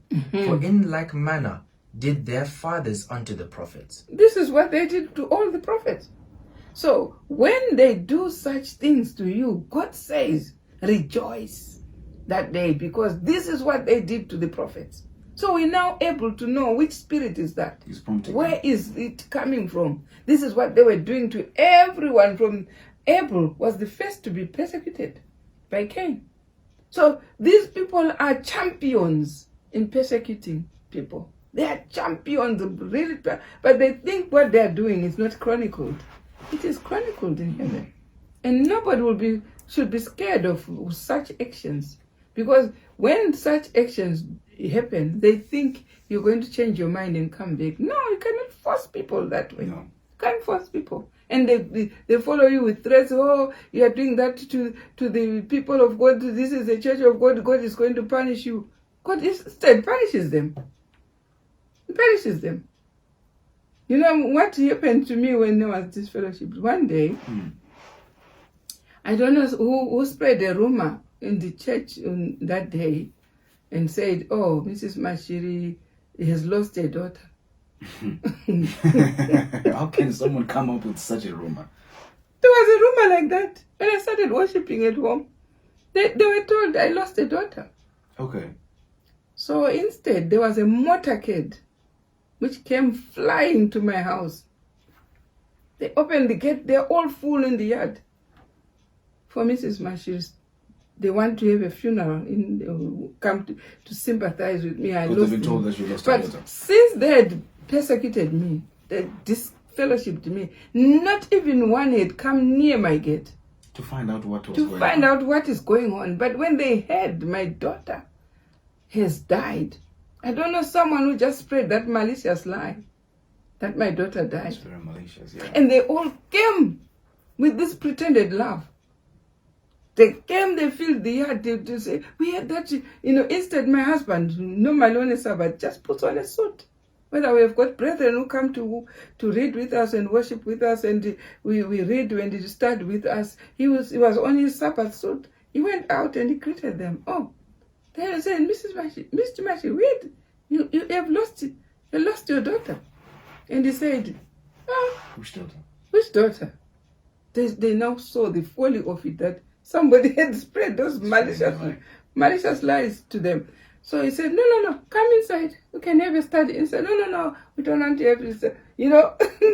People think they're trying to show love, but they don't know that you've got 5 senses. Yeah. 5 good senses. For sure, since I was disfellowshipped, no one came to my house to say, how are you? Now they've heard that my daughter is, the so-called lie that my daughter has died. They come to show that they love you. They want, you know what they were thinking? They were thinking, God has now punished her. Let's go and tell her that leave what you are doing and come back to us. This is folly. How people think they can lure people that way. This happened. This happened to me. Happened. I remained laughing and say, they think they love me. They love my funeral. But my welfare, spiritual welfare, nobody even phoned to say, how are you? Nobody even knocked the door to say, I came to see how you are getting on. But when they had, God just wanted me to behold what is the folly of the people. One thing they did not know, God was preparing me. He knew exactly that when people disfellowship you, now the first thing they are looking forward to you having all these sad stories. Unfortunate things Happening to you. So they don't know that God now has prepared me to make sure what they are expecting, they won't find. He preserves you. Yes. He gave me a vegetarian diet, to have pure blood. No infection, no illness, no nothing. That's the first preparation. Second preparation, the daily. Taking it twice a day. No one will taste death after the daily. It says so. And then next it gives me the statutes, the feast to keep. All these are to preserve you alive. It says so in Deuteronomy chapter 6, Yes. verse 24. All this, God gives you all those things to make sure you have a seal of immortality. When they are expecting, and most of them, some of them who came, some are dead, but they came to see me. But this is this false pretended love that shows you that, hey, the devil is so much a false liar. They might brag and defend themselves and say it was because we had a sad story, so that was sympathy. You call it sympathy? That's not sympathy. Sympathy does not start when I have a misfortune. No. Sympathy is when they cast me out. They could be coming to say, okay, let's agree to differ, but how are you today? Exactly. This is what God is expecting. But none of them will even greet you. None of them. But when somebody falsely told them that I've lost a daughter, they came convoy. They come in convoy to pretend to confirm that Mrs. Mashir is encountering this. So I can imagine they start to think, if Etoshi could do this, and then we go and tell it, that's why God has beaten you. He's beaten you. God won't beat me when I'm proclaiming His message. Well, you're doing the right thing. I'm doing the right thing. What have I done wrong to God? I might do it wrong in their side, but not in God's side. You're receiving a big tick from heaven. A big tick from heaven is saying, well done. It says, rejoice you that day. Yes. For so they did to the prophets. Mm-hmm. Their fathers did to the prophets. They were persecuting them. So, some brethren are still going through this persecution. So don't worry. Never worry. Amen. I think you've read it for yourselves, brethren. And maybe just for the sake of preserving our time, we're going to get one more brethren to come through. And you can come in, sister. Blessed day, Sabbath brethren. It's a privilege to be able to come before you with my testimony, which I had in the earlier years when we started in the movement. We just learned about the daily communion, and we studied also about the feasts, and we were enjoying all these wonderful messages which the Lord were giving us. And while we were learning these wonderful messages, we were also praying that may the Lord strengthen us in the faith. And one day I had a dream. In that dream, me and my children were going for a convocation to Elder Mashiri's place. When we reached Elder Mashiri's place, we entered through the gate. Then we arrived by the garage door. When we arrived at the garage door, we faced the gate, and there we saw a bright light in the sky. When I looked to the sky, I saw that Jesus was coming, and I was trembling. I didn't know what to do. At that moment, I woke up from the dream. To me, at that point, I saw that as an assurance that we were in the right movement. From then, I have never had any doubts up to now. And I thank the Lord for so many wonderful things which the Lord has been doing in my life. And I enjoy the messages. They are a strength, they are a comfort, especially during these days where there are so many things happening all around us. May we all hold on to these wonderful messages. Surely the Lord will reveal His secrets through His prophets. May we all have a wonderful day. Thank you. Amen. Thank you very much, sister, for that one. It's a powerful testimony from a brethren. Mm-hmm. And honestly, we can say God is doing a mighty work for His people. Mm-hmm. And is inspiring different individuals to have these kind of experiences so that our faith is strengthened. Mm-hmm. When we come across all trials and everything, God will remind us of these things so that we continue soldiering on it going forward. I don't know. Do you have anything else to say, Elder? Yeah, I was so interested with this member because these are the pioneers who I was worshiping with.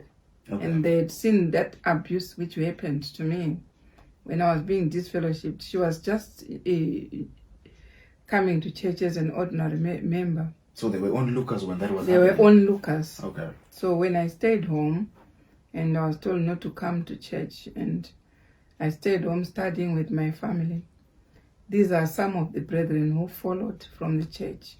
Some followed because they'd seen these visions in their dreams.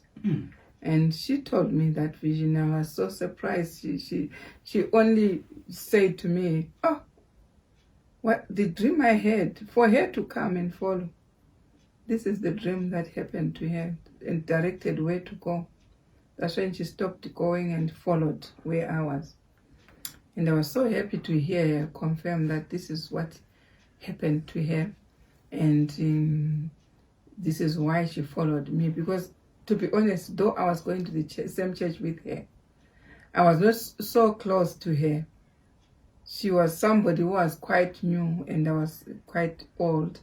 She was so new in our branch. She was still worshipping in another branch. So she hadn't known me fully. Okay. So, but when she witnessed me being, censured and disfellowship just for kneeling in church, She saw the whole she experience. saw the whole thing.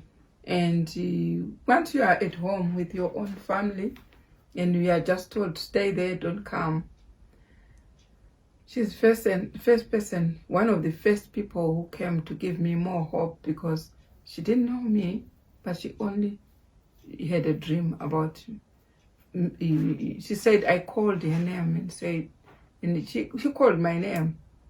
And then when I answered, what she saw was the bright fluorescent light all over us, and Christ had already come. Wow. So because I was wondering how she followed me, was it because she find it is easier to come to my house, or? But she didn't know you. She didn't know me. She didn't know you, yeah. She didn't know me. She only knew me at a glance when we were in the church. But when she saw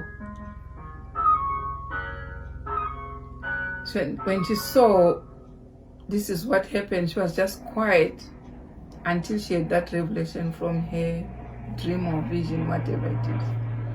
And she decided to come. And then when I saw her, and up until today, She's still holding on. yes, I've met her several times in Jerusalem. When I go for a feast, I've met her there. She's going also. And her family. She took all the family.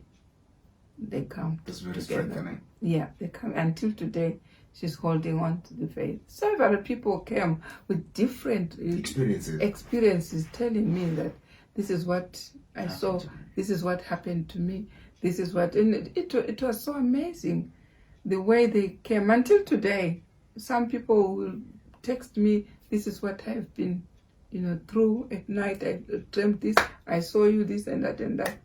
So, yeah, so many, I could spend the whole day telling you about what each and everyone went through when they were beholding me being censured and sent to this department, or as if I was a criminal.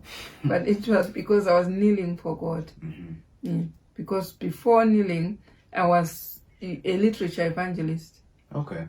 And being a literature evangelist, I made sure before selling any book, You read it. I read it. I read it, and then that's why I came across there's big volumes, volume 2 of selected messages. That's when on page 311, that's when I saw Sister White asking people, why do you approach God standing? It struck my heart, it finished me off. It really finished, because I did not know there was something like that. In this voluminous yes, I used to see people, saying that we should be kneeling for prayer. Don't approach God standing. But I didn't know it was proper in black and white in the Bible, in the spirit of prophecy in the Bible. Until I met it when I was selling these books, I said, I shouldn't be charged by God selling any book without reading it, just selling it for money, like what others do. Yeah. They just sell, they have never read that book, they just sell it as if they know it. But I said, when I sell a book, I should be knowing what I am giving to the people. So I read it. And I said, and my mind was so stirred on that topic. It got into me, and God told me, you start doing it. And I started doing it. Even if people came and persecuted and what, I was just, that voice which said start was ringing on my ear. Constantly. Constantly. And those who joined, so many people joined, but because of the threats which were coming from the church, people were being threatened with excommunication and everything. Some recanted because they were scared. But this one came to my house and said, I made sure I'm not going to stop going to church until they actually lift me. To take you out. To take me out. Because I was scared to tell God, I've left church. To me, the church was the sanctuary where God reigns. Yes. So I said, whether people tell me, don't come. They used to come when I'm there. Why are you here? Go back. Go back. And sometimes one hit my husband at church. Like proper physical? A physical one. Wow. A physical one in front. It's unfortunate that brethren had a misfortune in the middle of the week, which I cannot mention. But that's what happened. But because I feel pity for the brethren, because he did not know what it meant to God. And he did not know where we are coming from. That God was in it. So we were there and we vowed we will never stop going to church. And God said, you continue, and no foot should walk out of church. Not even a single foot should walk out. So we continued to go until they decided to lift us, manhandle us out. So my case was done. Yeah. My case was done. At least God saw me being manhandled. Most of the brethren who were with me that day, they were manhandled out of the church. All because you decided to do what God is saying. Lifted with bare hands out of the church. Out. And to me, I was happy because that was showing God, it's not me, it's somebody else. So that's where I'm comfortable with. God knows I didn't leave. I was manhandled out. Manhandled like this. Out. How can people, honestly, I don't know. I don't get it. So I'm safe with God for that. Yeah. For my foot didn't walk out. No. I was manhandled out. I won't mention the church. So you're telling me, Elder, you were manhandled only because... My husband manhandled, my children manhandled. Just for the sake of... For the sake of kneeling in church. But it satisfied God because so many times I was saying, I'm scared, I don't want to cause commotion. Can I stay home? But God said, until somebody lifts you out. So I can continue to go. So before this incident, you were battling with yourself? I was battling with myself because I don't want to see brethren at variance, brethren at different... The commotion. The commotion itself wasn't nice. So I was battling with God to say, it doesn't please God to see people fighting over religious matters. But God said, you stay in. You stay in until somebody manhandles you out. Wow. So when I saw the convoy coming to me to say, you go out now, do you know what? I was sitting on a chair like this. I had to come off from the chair. I sat on the floor. Don't tell me you sat down on the floor to show them I'm not the one. It's not my intention to leave. To go out, yeah. It's not my intention to leave. And God was beholding that video. The sin. Yeah, he took it. He took the video. And they manhandled me out. Next, they took my husband. They took even other brethren out. Like that. Like objects. So my soul was at rest. At least I didn't do it. Somebody did. Somebody will answer for it. Do you know what I think, Elder? I think, brethren, I'm appealing to all of you right now.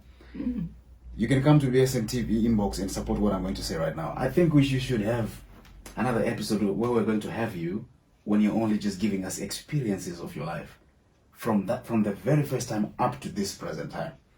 I believe it's going to edify so many people, because what you're telling me right now, it makes me think, how can someone who's inspired by the Spirit of God manhandle someone out of the church for the sake of them believing what is written in black and white? Yeah. It's all in the scriptures.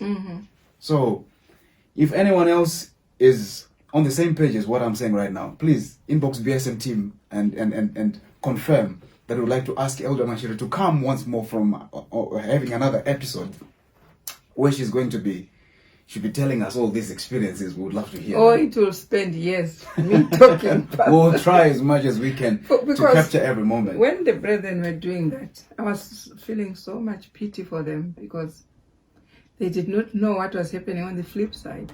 On the flip side, what God was urging me to, I was nowhere. God was urging me, go back. They will know somebody was there. Somebody said that. So we had several weeks being told, go out. And we stayed. They thought we were stubborn. We're not stubborn. Because we didn't injure anyone. We were just simply kneeling for our God. So what was the problem? Where was anybody's problem? They said we are making noise. Making noise? Noise, kneeling, when they're standing. Where is the noise? So their reasons were not even justified. Yeah. So when I would explain to God, I'm scared. I don't want to cause commotion. When they tell me to go, I should go. And God said, stay. Until they lift you up, then I know you wanted to stay. And they're out, we go out together. And that was it. That's it. I was happy. The signature was done. And do you know what? They don't know how much relief I had when they lifted me. Wow. I could now start sleeping. So I knew I'm justified. You were at peace from I that was time. at peace. With yourself and even with God at that Yeah, point, because that they time. tried to send me to police, and the police were on my side. They actually called me in the middle of the week and said, give us all the quotations that we have. And I gave them the quotations. And they said, this is clear. So what is wrong with them? Who was saying this? Was this the police? The police went there to write letters to them to say, we don't see nothing criminal. But there was another meeting they organized again, and then they said, okay, whether she's right or she's wrong, we don't want her in the church. Wow. And the police said, These were fellow believers who were coming fellow out to this. believers, let me tell you one thing. Fellow believers. And they said to me, you know what? Once they said no, it's no. So that's how it went. So until today, I can't stop talking about it. I have to stop. It's my right to talk about my own life. Exactly. What happened in my life. All the experiences you Yeah, had. this is my right. It is your right. Yeah. Absolutely. It's my right. But Wow. this is what happened. So when this brethren is saying, they stopped talking to me, that's what I said, she was on the path of doing the same thing that I did, because that's what exactly they do. When you take a decisive stand for God. And then you continue, like they say, you are stubborn, you are adamant. You're not. You are being urged by God to proclaim what is the right. truth. You're not stubborn. Yeah, these are very powerful testimonies. And I don't know, Elder, before we close, do you also have anything else you would like to leave the BSM TV viewers? Yeah, Everyone who's because going last to- week I had promised them that I'm going to give them how Sister White started removing flesh from her table. But today, because it's too long, I cannot. I will do it next week. Okay. I'll do it next week when we meet. And to be fair, we're really grateful for the literature that you've given us tonight. And they're very powerful messages. They're very powerful testimonies. And I think everyone's wish right now is, we pray that God continues to use you mightily in this wonderful work that is given to you. Amen. And all the testimonies, is we're going to be dishing them out and giving them to each and every individual who's going to listen. May they strengthen their faith. Yeah. And may they also pray for you so that God continues to give you more wisdom, more light, and even more knowledge to disseminate to the world which is perishing in darkness. Amen. We'd like to thank you, BSM TV viewers and listeners, for tuning in tonight to this exclusive interview that we had with Elder Mashiri. You have heard it all for yourselves. This has been the journey that God has been, guiding His people to walk through in these days when this world is perishing in darkness. We urge that you may come again next week for another episode, for another series of our Q&A. Thank you, and may God bless you all. Thank you, Elder Mashiri. Blessed Sabbath. Blessed Sabbath, brethren.